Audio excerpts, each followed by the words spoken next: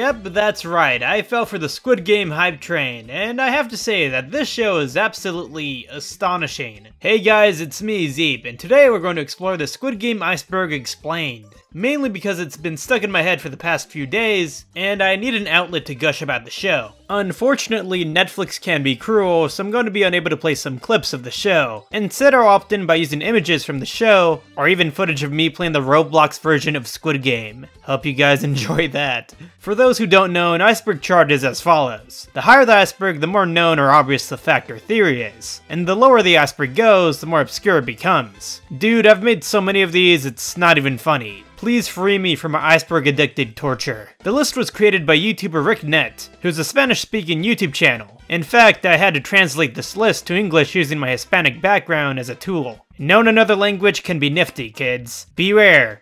Lots, and I mean lots, of spoilers ahead for Season 1. Let's get this trendy list started, shall we?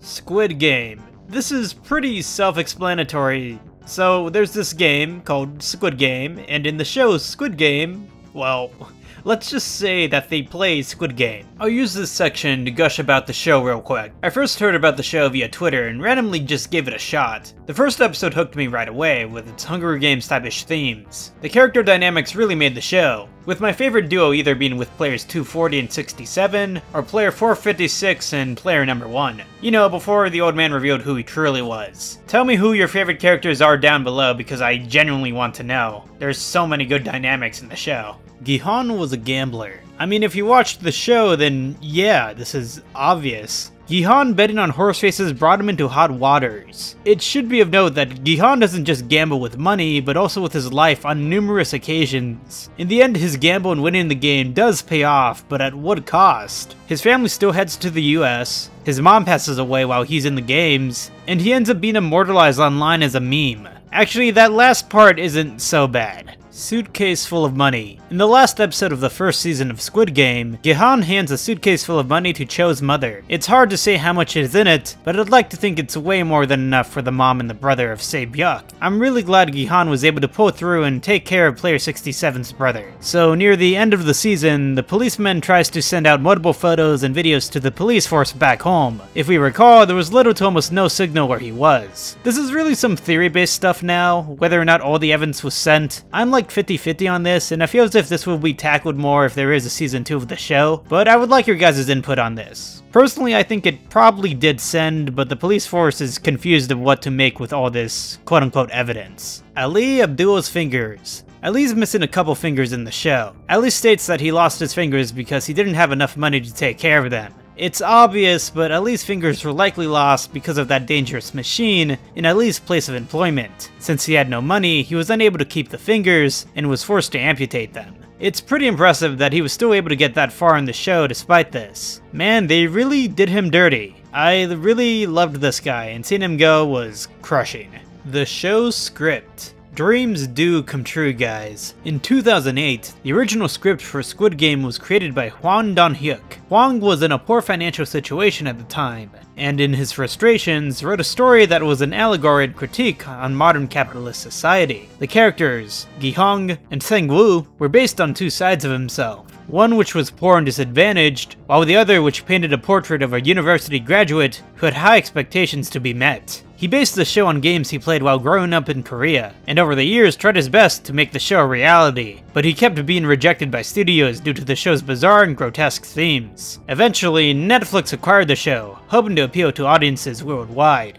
It may have taken over a decade, but the man's dream became a reality. I mean, the Squid Games aren't actually real, they're not part of reality, but you know what I mean. At least, I hope they're not real. Player 101's tattoos. So, Player 101 has a snake tattoo on his face. Do I even have to explain the symbolism here? Snakes can be venomous and deadly. Not entirely too far gone from our buddy 101, Kaiju Ultimate Survivor. The creator of the show is a manga fan. Kaiju Ultimate Survivor is a story that centers around a gambling man who manages to escape through numerous deadly altercations against forces of all shapes and sizes. It's a wonder how this guy is unable to die. Now, does that ring a bell? So how are you guys enjoying the video so far? I hope you're all doing well, and if you like it, be sure to give the video a like, and maybe even subscribe if you're so nice. I'm trying to hit 50,000 subscribers before the end of the year, and if I don't make it, you know, it's oh well, but if I do, well, you're all amazing and I love you all. Anyways, back to the video. Squid Game's tradition. According to the lore, the games have been going on since 1988, meaning that somehow the ones behind the games have been able to do this for at least 33 years without being caught. As far as we know, everything was going smoothly until a gambling-obsessed fool with a lovable smile came along. Oh, who am I kidding? I love the protagonist of this story. Maybe not as much as other characters, but he still manages to make me smile. Man, 33 years? Knowing how big Squid Games has become, I wouldn't be surprised if they eventually do a prequel miniseries that explores how the games came to be and what took place during the first year of the game's inception. That would actually be pretty cool. I would watch that. Abstract art. So in the show, we're greeted with this pastel staircase. Now you see, the staircase isn't really exactly a normal staircase, but in fact based off of Escher drawings, famous for their abstractness. And I think this complements the bizarreness of the show pretty well. With bizarre games and bizarre characters, it's only perfectly suited. Red light, green light pushing. A lot of people die in the first challenge of the game. However, it has been suggested that the only reason why the deaths are so high is because of all the chaos and pushing that takes place following the first player's death. I mean, yeah, this is obvious just by watching the show. So many people are moving around and pushing people that it's really hard to try and stand still. Come on, guys. Not every game is equal. This can be applied to the tug of war challenge, and maybe even serve as a minor plot hole. You know how Onam was the main orchestrator of the games? Well, since he took part in the games, he obviously had an advantage, which makes me think about what was the game plan if his team lost the tug of war challenge. It's funny because as I was writing this video, the YouTuber Shafrilla's Productions posed the same question. I mean, was there like a mechanism to make sure that the old guy didn't die? I guess Onam was so confident in his tug of war strategy that he didn't have to worry about it. But even then, the team was also on the verge of losing, and if it wasn't for, you know, Sang-woo's last minute push, they likely would have lost. Not only that, but in the bridge challenge, once it was discovered that one could find out which was the weaker glass by using the lights were shut off in an effort to appease the VIPs. How is that even fair? For a bunch of hooded jerks who preach equality all the time, that's honestly kind of lame. Get it together, guys. Season 2. I mean, it hasn't been confirmed yet, but a show as big as this, it would be insane if they didn't have a Season 2, especially with a cliffhanger like that. Speaking of which, 456 being watched. So player 456 is constantly being watched by the ones behind the games, tracking whether or not he's using his money or even boarding a plane. This will prove to be interesting in Season 2, when Gi-Hun is posed to take down the masked people. How will he be able to combat the constant surveillance he faces? God, Season 2 can't come out fast enough. Masked people are worthless. This is evident in the show. The masked people are pretty worthless and are easily disposed of by the higher-ups. It seems as if the players are more valuable to this entire enterprise, and only become higher in their value the further they advance in the games. I mean, just think about that dinner scene with the steaks. They have some sort of respect for the final three. By the way, the tuxedos they do wear are pretty snazzy. Player 101 and 67's relationship. This theory suggests that players 101 and 67 had a relationship prior to the games. There's definitely a mutual hatred between the both of them, but personally I don't think it was an exact relationship. I just think she owes him something. Apparently they shared a home together, and the reason they shared a home was because they were dating, but I just don't think there's enough information to warrant a relationship being the reason for this. Player 212's baby. Player 212, a player I love to hate. Seriously, the actor for her does a fantastic job. In the second episode, she cries that she has a baby that's waiting to be named as an effort to escape the games. But this is probably false. No, it is false. Knowing her, she would do anything in her power to assure that she gets her own way. This includes fabricating an idea that she has a baby to retrieve some type of sympathy. The games were always revealed. If we look at the room in which all the players stayed, we can see that a lot of the games were painted on the walls. You know how in the show, people were constantly trying to figure out what the next game would be, with even one character going as far as having shady dealings with masked people, in exchange for knowing what the next game would be? You would think that someone in the room would have noticed this, but I digress. The 255 players. In the first game, 255 players died. These people were unable to keep composure and were quickly annihilated due to their panic. Honestly, if you found yourself in a situation like this one, what would you have done? Player 240's depression. Episode 6 of Squid Game is one of the greatest pieces of media I've ever watched. It's an emotional ride that has us pending for the ultimate demise of most of the main characters. Player 240's elimination is a gut punch. Although the character wasn't established until an episode prior, her story and pairing with Sae-byuk serves for an engaging hour of TV. 240 chooses to give up her life, as she finds it worth less than her partner.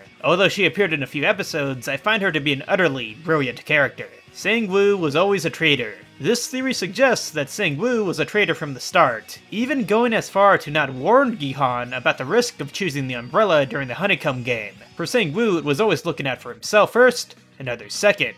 A complicated character, his death at the end of the first season eventually ends with him looking out for someone else other than himself. Ali's family. I'd like to think that Ali's family ended up making it to the United States. It's likely, however, that Ali's family will never find out about what happened to him. I hope Gi-Hun is able to track them down and repays the favor of Ali for saving his life in the first game. 212 has ADHD. This is a bizarre theory that suggests that 212 has ADHD due to actions she makes throughout the entire show. I think this is kind of inappropriate to accuse a character as having ADHD when ADHD is complicated and is a disorder that shouldn't be labeled without fully understanding its inner workings. Deok-soo is a psychopath. Once again, I guess there is some merit to say that Deok-soo is a psychopath. I mean, he seems to have no sympathy whatsoever when it comes to brutally murdering people, but the same could be said for others in the show. However, I could use this section to blurt out how awesome the actor for Deok-soo is. Just look at these images.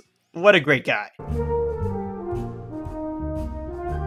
The ones behind Squid Game. How were the ones behind the games able to collect so much information on so many people? There is no way that Il-nam was able to fund this entire project and craft it all by himself, so there must be a bigger operation to this entire circus. This is subject likely to be explored in Season 2. Il-nam has Peter Pan syndrome. You know how happy Il-nam was in the first game? The throw of the games make him feel like a young kid again. He strives to relive his childhood, as established in Episode 6 when he's wandering around the game setup in awe, reminiscing about where he grew up. Nothing but smiles for this guy. The masked hierarchy. There's a hierarchy when it comes to the masked soldiers. The ones with the circles on their masks are treated more like assistants, while the ones with a triangle tend to be the executioners of the players. The ones with a square tend to be directors of the games and also in charge of those lower than him. And then you have the leader who's the head honcho of the games. It is not known, however, how one is able to get into these positions. I can't imagine it's like a normal application process or a normal interview process. I wonder if they get paid well. Il-nam is psychotic. I mean, yeah, only a group of sick and twisted individuals would ever establish a game like this. Once again, Il-nam relishes in the games. He finds it all oh so entertaining. The democratic process. The fact that the ones behind the game still gave the players the ability to end the games via vote is interesting. Perhaps the masked ones know that many of those playing will eventually come back after doing this for over 3 decades. They don't worry about the democratic process, because once the impoverished return to their old lives, they'll soon be crawling their way back to try and get out of their poor positions. The cop didn't die. Okay, so this theory suggests that although the cop was shot by his brother and fell down a cliff, he did not die, because we didn't see a body. If they somehow bring back the cop in Season 2, that would be some Fast and the Furious level tier of storytelling. My god, although I love the Fast franchise, please do not let this happen. I assume the writers are smarter than this.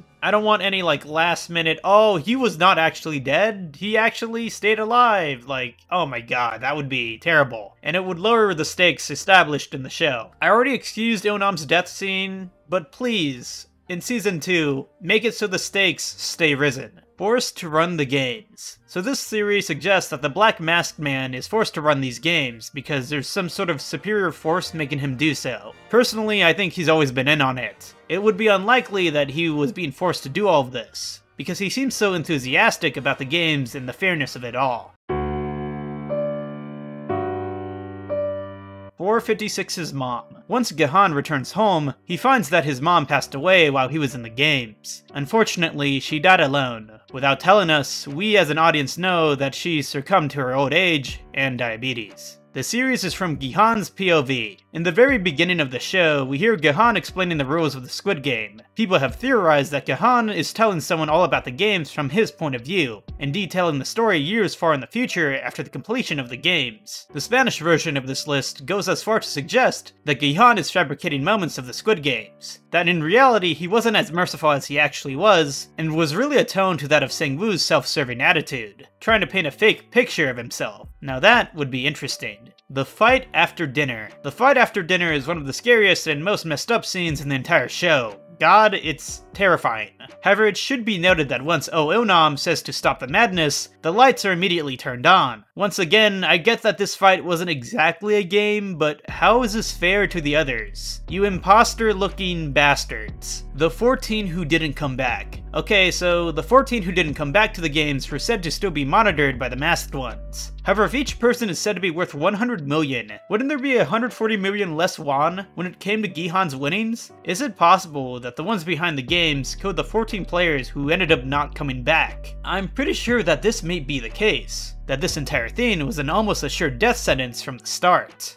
Why did number 1 vote no? If Il-nam really loved the games, why did he vote no to continue them? Maybe Il-nam knew that many of them would come back. Or maybe he just wanted those who voted no to grapple with the stakes of the games, and determine whether or not they wanted to come back, to try and give some sense of fairness. I do wonder, what do you guys think? Why did he vote no? Squid Game psychology. Imagine yourself in this scenario. How would you have handled yourself in the first game? Would you have been able to keep composure? Would you have ran? If you made it through the first game, how would you have handled the ones following? The honeycomb challenge, the tug of war challenge. What I'm trying to say here is, would you have been able to do this? I mean, I probably would have died like round 1 just by tripping on my shoelaces, so I don't blame you if you don't think you could have. 456 shouldn't have won. People have debated that it should have been Ali or it should have been Sang-byuk instead. Honestly, those two would have been respectable choices if the writers chose to have them win instead, but I still respect Gi-Hun as a victor. I think his reaction and guilt following the games is appropriate, and as a lead, I'm excited to see what they have in store for his character in Season 2. But I must ask once again, who do you think should have won? We are the VIPs. Look at us, watching a show that will be labeled as a cultural zeitgeist of the year 2021. Watching these people run and die for our own entertainment. We laugh at them, we cry at them. The question is, are we really any different from the VIPs? I mean, yeah, because this is a damn TV show for crying out loud. Not everything has to be this deep, introspective, question. Make sure to like and subscribe. Bye! Fly me to the moon and let me